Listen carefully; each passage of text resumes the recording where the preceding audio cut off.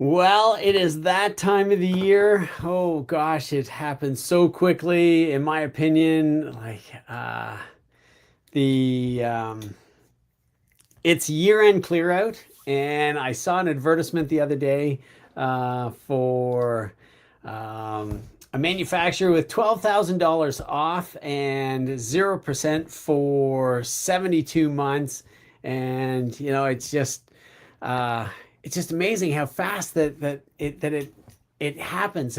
I don't know where Q1 and Q2 went, and if you aren't at 10 vehicles per month for each month of this year, then you're not going to hit your target, because relying on the fourth quarter to pull it all together is just not a good sales strategy for yourself. Right? It's when we hit Black Friday, I don't want to be the dark cloud or the black night here, but when we hit Black Friday and everything that comes after Black Friday, oh, there we are. There we are. We didn't have a microphone there. My apologies, everybody. Welcome. We're back at it. What I was talking about seconds ago was that if you're not averaging 10 cars per month with predictable consistency, then you really got to get on a new strategy and develop some new tactics, and specifically get a system working for yourself in order to do that, because you don't want to rely on the Q4 this year, the latter portion of Q4. I think this year could be tougher than last. I think Q1 could be more difficult than last year as well. We seem to be skating or skirting or delaying the inevitable recession that everyone was talking about. Certainly for the Canadians, they're definitely in it for a number of reasons, the trade war being one of them, but that is what it is. And that doesn't mean that there aren't car buyers out there, either to buy new or used, pardon me. But the bottom line is, right now, with the automobiles that you're selling, even if you're not selling 10, 20, or 30 per month with any level of predictable consistency, hopefully you've had a couple of really great months in Q2 and Q3 of this year. Remember, by next week when we do this class again, we're going to be halfway through the second month of the third quarter of the year. So this is our time to make hay while the sun is shining. You want to put the throttle down as hard as you possibly can for yourself. And I'm not talking about working more hours, and I'm not talking about longer hours and coming in early and staying late, not to work on anything. You want to be going through your portfolio, harvesting your prospects. I'm going to talk about all that next week. Right now, it's about the vehicles that you have delivered, being brutally honest with yourself, looking at yourself in order to fill a pipeline with hungry, anxious shoppers.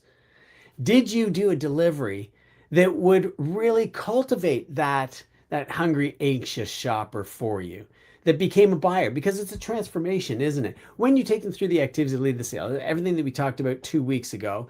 I had a little bit of time off last week, and we were retooling and rejigging all of our systems and updating the videos, specifically in the online on-demand manifesto of biology that is part of the Auto Dealership Academy.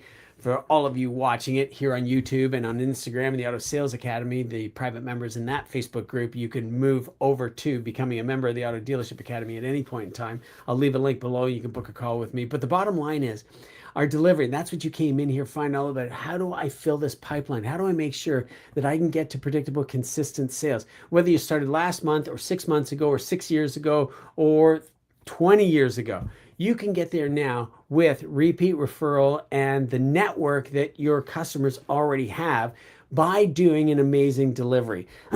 So, pardon me, excuse me, I was racing last night. Mountain bikes was just so much fun. Just absolutely love to do so. Bicycles, how does somebody get that excited about riding bicycles? Well, I'm doing it with a bunch of old guys, which are friends, which I've been racing with for 20 plus years, which really is the fun part about it, is the social of it. There's nothing to win at the end, maybe a medal at the very end of the whole series on Labor Day. But the bottom line is, right now, what we need to be working on, you, meaning you, as hard as you possibly can, as quickly as you possibly can, is creating such an indelible delivery that people want to go out of their way. Let me repeat that. People want to go out of their way to tell colleagues at work, to tell friends, to tell family, especially when they're traveling this time of the year, visiting friends, visiting family, vacationing, talking to strangers at the campground, at the marina, at the golf course, at the pickleball court, all about how fantastic their car sales experience was coming from you. 20% of your sales, not just leads, 20% of your sales in your portfolio should come from referrals. 20%. That means if you're selling 10 a month, two sales, just two, should come from referrals. And you can be sitting there saying, well, Bill, that's really hard to do. Like, I don't get any referrals ever at all. And I've been at this for 10 years. The reason why you're not getting any referrals, you have to be brutally honest with yourself. In the sales experience and the activities that lead to the sale, getting to the seventh activity, the delivery, how did you make the delivery so amazing and fantastic that the customer wants to go out of their way to tell everybody how amazing and terrific you are? Not to mention, they want to replace the second vehicle in their driveway, or they want to get a toy to drive for the summertime. Summer's not over. Summer doesn't end until the end of September. Summer solstice somewhere around in there, the actual calendar. I don't think summer ends until the cold weather really starts to roll in. And sometimes that's middle of October, where we're still riding bicycles in shorts. We're still dirt biking in our light gear, our summertime gear, because it's hot anyhow. We're still boating out on the lake. Somebody could want to buy a toy, capitalizing on the year-end clear out. So that's part of what I was talking about earlier. If you couldn't hear what was going on, my apologies. We may edit that out at the very beginning, that it's clear out time. And while the showroom shoppers are the low-hanging fruit, and they're the exciting ones to get, they're also the ones responding to, with some manufacturers, the $18,000 discount, the 0% for 72 months. I've never seen that before, and good for them for doing so. It's a magnificent hook. You wonder how much inventory is on the ground that will meet the requirements and be available for that, because that manufacturer has done that in the past, brought out an amazing hook, and not had the product to support it. But let's give it the benefit of the doubt that they're supporting all the product that is out there, and only certain vehicles will be eligible for that maximum discount, because it's always an up to. But this is what average ordinary consumers see and hear.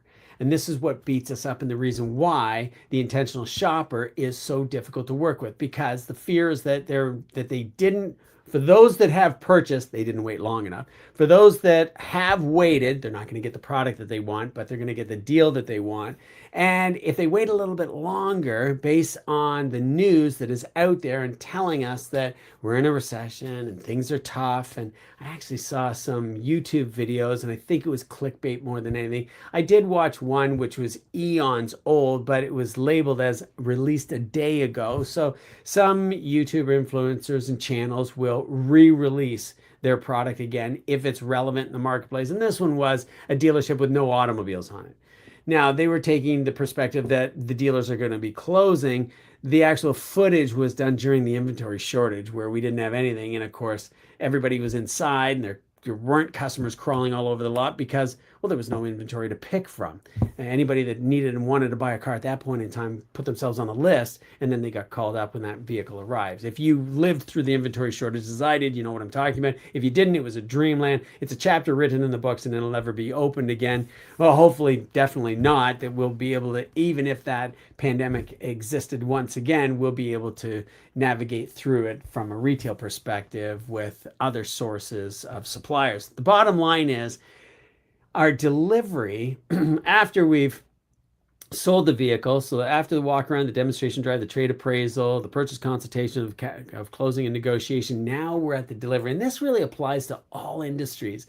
It's just not the retail car business. I'm talking to you folks thinking that that's my whole audience. If you're not in the retail car business, you're watching this anyhow, thank you. Because if you represent a product and you're selling it to them, and the online world is really guilty of this, selling training and teaching and courses and betterment online is very guilty of a delivery process and an onboarding process. And it's something that we have done an excellent job at the Auto Dealership Academy, bringing someone new on, knowing that they have all of this contact information and support all the way along at their fingertips. Not that a certain day of the week and a certain time they have to join, like all of you are joining right now at 11:30 Eastern Standard Time.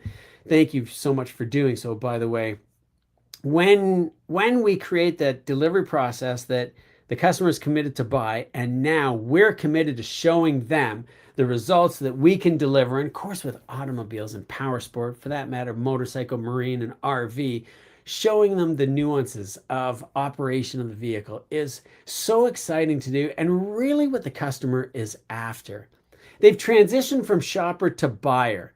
They're much more interested in what you have to say. They're much more engaged with your dialogue, and they'll ask really great questions, and you'll probably thoroughly enjoy the conversation. There are less barriers. They're probably smiling a little bit more because it's their vehicle. And here's a secret that I don't believe we do really, really well as salespeople. We don't transfer the full ownership to the buyer. And what I mean by that is that when they come into the dealership to pick up their new vehicle, whatever it is, power sport, automobile, marine, motorcycle, whatever the case is, if we keep referring to the product as ours, or the product as the car, truck, van, power sport, motorcycle, boat, we're really not transferring the product into the hands of the buyer, because we didn't use one simple word, and that is yours.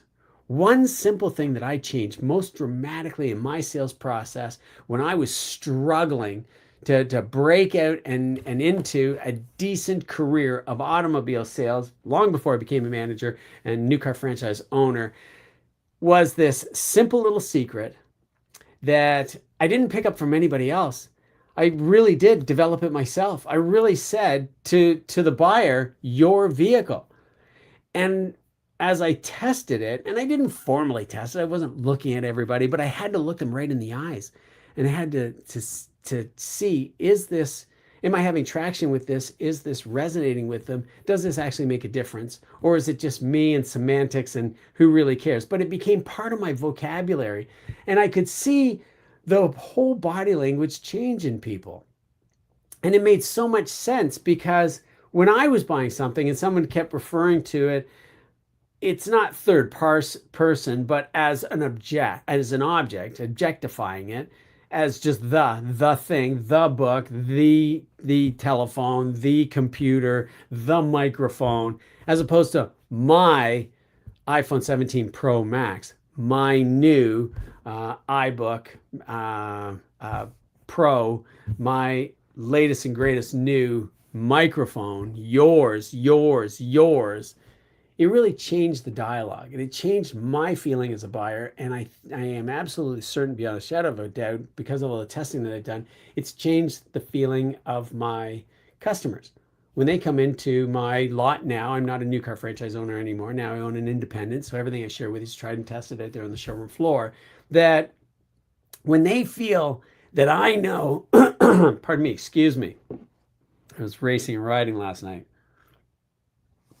Get that really dry throat. It was, I wouldn't say really, really dusty. It's not as dusty as it has been, but it was dusty. Anyhow, when they feel that I know that it is theirs, and I'm portraying it as their dream vehicle, their dream automobiles, it's almost like this training session that I'm sharing with you right now is a mindset training, that we don't spend enough time really cultivating a perfect delivery.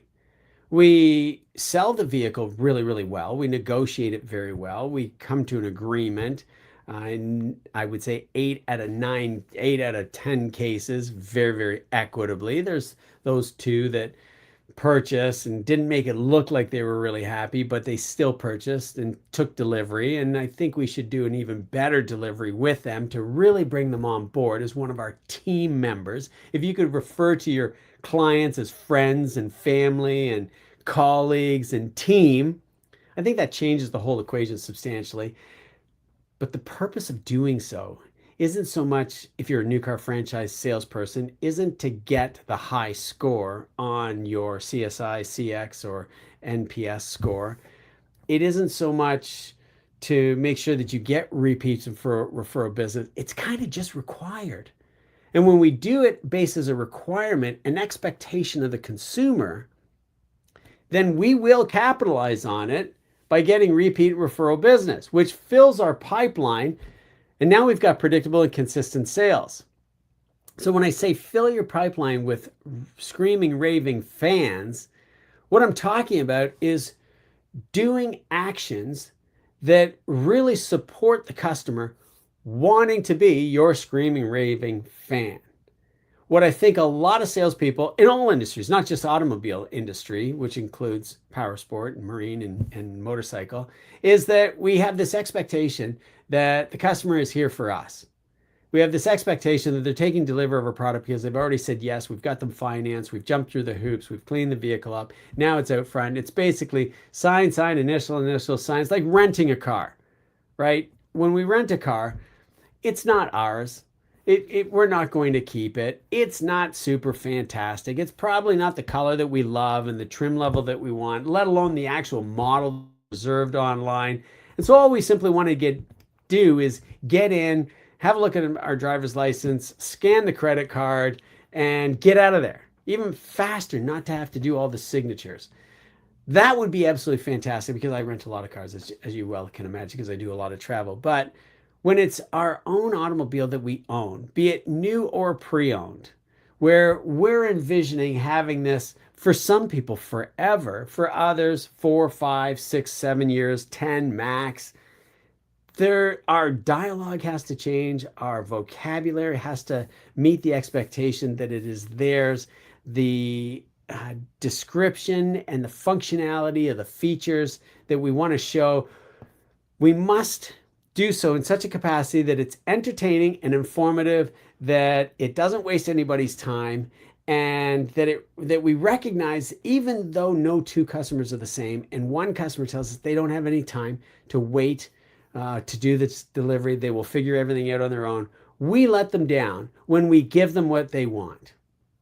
Let me repeat that. We let them down when we give them what they want, vis-a-vis that the individual says, I don't have any time to go through this. I just need the keys. I need to get out of here. I've got an appointment I got to make, which if it's in the evening, it's a dinner date to get to. Somebody probably knew that they were picking up their new vehicle anyhow. Even if they didn't and they arrive at their dinner date, the cocktail party, whatever function it is, maybe it's a playoff game that they attend, and they sit down beside their family or their friends and they say, I just picked up my new car. That's the reason why I'm late. I think everybody will really understand, because an automobile, including those other products that are in the same category, is a luxury item.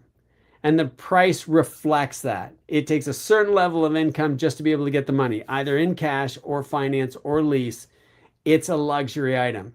And when we share with a customer that level of significance, this is the reason why I need a few moments of your time, which could mean 40 minutes for an assertive buyer, which would be a fast delivery, 60 minutes for a talkative and an enthusiast. The listener, we can misinterpret their politeness for being interested in what we have to say. So you really want to be aware. And that's the reason why I start the whole manifesto off with the buyer behavior and understanding who you've got. It tells you how to go about doing these presentation secrets. And it doesn't matter whom you have that you're delivering an automobile to or what the price of it is. Never assume that they know how everything works. We've had a couple of horror stories. I'll start off with the worst story. Participant in the Auto Dealership Academy, a member of the Auto Dealership Academy, shared with me when she bought her truck that she felt the salesperson thought that she was a woman and didn't know what she was doing. And he asked if her husband should come along and see the vehicle with her. And so she was belittled by that throughout the sales process, purchased the truck anyhow. On delivery, the guy said, well, you know how everything works, because she'd said, no, I make the decision myself. I'm perfectly fine doing this on my own. I want to fill out the credit application on my own.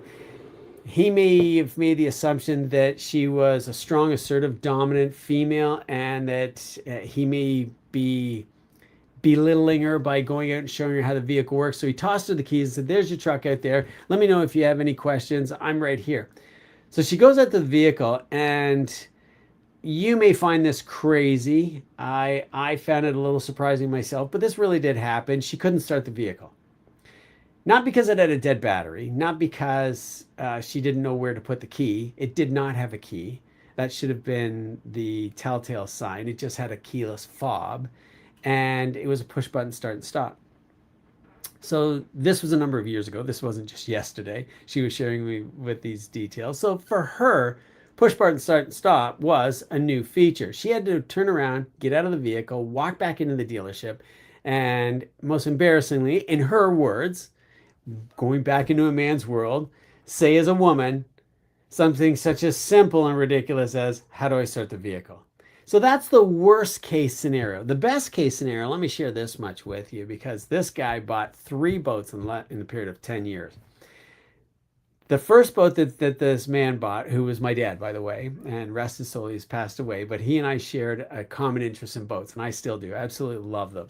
I don't see very many ugly boats around, but I don't have enough slips or enough room to have all the boats that I really like to have. But I'm very fortunate to be able to have a number of boats. And anyhow, his dream boat was a Sea Ray, and it had living accommodations, and it had radar and GPS chart navigation system and autopilot and 2 engines and a generator and batteries for silent operation without having to use the generator when they were at anchor, so that everybody could sleep and be quiet. And then it was inverting DC to AC and water systems to purify water. And to say the least, for a mid-60s guy who'd had a lot of boats, this was overwhelming. This was a whole lot. And he was a little unsure when he signed the papers and then waiting for the boat to be ready for delivery.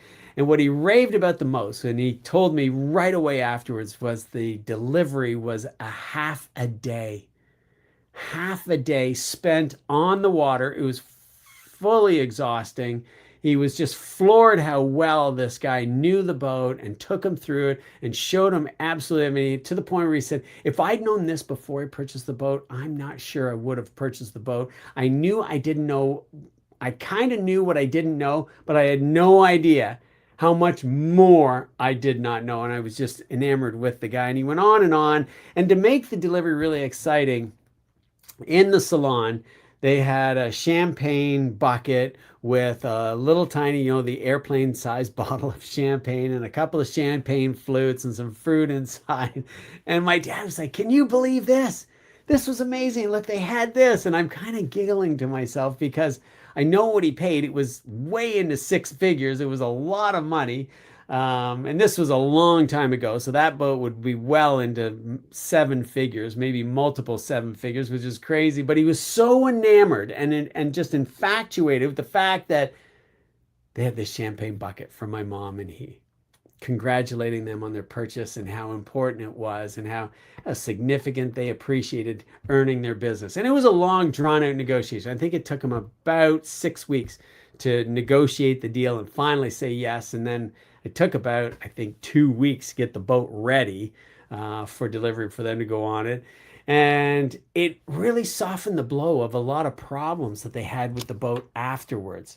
And that's what the delivery is all about. It's making the whole ownership experience, not just how to pair your phone with the vehicle, how to access the Apple CarPlay, Android, or Google, not just how to swipe your foot across the lower section of the bumper at the back of the vehicle so the tailgate automatically opens. That's what average, ordinary automobile salespeople are doing. What I'm challenging you with is do it differently. How can you really wow your clients with a presentation that fits inside 1 hour so that you can let them go and get excited about their vehicle and owning it and showing it to friends, family, and relatives, as well as freeing yourself up to get out there on the showroom floor and get another deal? If you're not getting 20% of your deals from referrals, you're missing it. If you're not getting 25% of your deals coming from your portfolio of people who have already purchased from you, it's because your delivery wasn't all that great.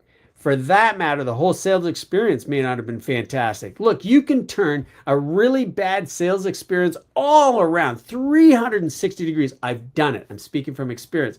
A really upset, disgruntled customer that you are too, as a salesperson, you're not happy with them either. You can turn that all around with an amazing delivery. And that's how you sell with predictable consistency. That's how you fill your pipeline. That's how you harvest buyers. and you don't rely on the intentional shopper responding to $18,000 in discounts and 0% financing to 72 months. They want the bargain basement. They're shopping around for the perfect color, the best features, and the dealer that gives them even more. And I shouldn't say the dealer, the salesperson. The salesperson that gives them even more. And you know what you're doing? You know what you're doing when you give them more off, right? You're taking that money right out of your commission and you're paying your customer to drive away in your vehicle. Now, if you need to do that at the end of the month to hit 30 vehicles for the month, a milestone that you were after and a goal that you had to do, I embrace it. I would encourage you to do it. I would support you all the way. But if you're struggling to sell 4, 6, 8 a month and you're giving them away to be able to put stickers on the board, at some point, you're going to question your ability. At some point, you're going to question your desire. At some point, you're going to question your longevity in the business. And you don't need to do that, because when you fill your pipeline with 45% of your deals coming from people that you've earned the know, like, and trust badge of honor with, then you can handle the tire kickers and the throttle snappers all day long. That's the low-hanging fruit. That's the manufacturer and your dealer has paid huge sums of money to bring those people into the showroom so that you can get repeat and referral business. I hope you've really enjoyed this different perspective on the delivery activity of the 8 activities that lead to the sale. If you want to know more about it, I would really encourage you to book a call with me. I'll walk you through it with no problem at all. If that's too much of a step right now, you want to learn a little bit more from me and about me and how our system differs from everything else that is out in the marketplace, join the challenge.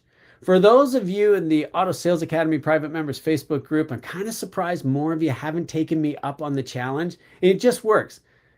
Sell 10 cars in 10 days. That's it. It's just straightforward, 10 cars in 10 days. That's it. You can't lose. For those of you that are watching this on LinkedIn or Instagram or YouTube Live right now, join the Auto Sales Academy private members Facebook group and get the challenge. It doesn't cost you anything to join. I don't want to say it's free. I put a lot of effort and work into it. At some point, maybe I will sell it. But right now, there's no cost to you. At some point, I may charge for it because I think it's going to have that kind of value. But it's my gift to you right now in order for you to believe that maybe becoming a member of the Auto Dealership Academy is the right thing for you going forward. And again, you don't want to be doing this in December, January, and February, when it's very difficult to reel customers into the showroom. Do it now. Join the challenge now. See what it's all about. Think about becoming a member of the Auto Dealership Academy. You'll be part of the classes this morning at 10 o'clock this morning and the live Q&A afterwards. It's a really robust, active group of people, which is super fun.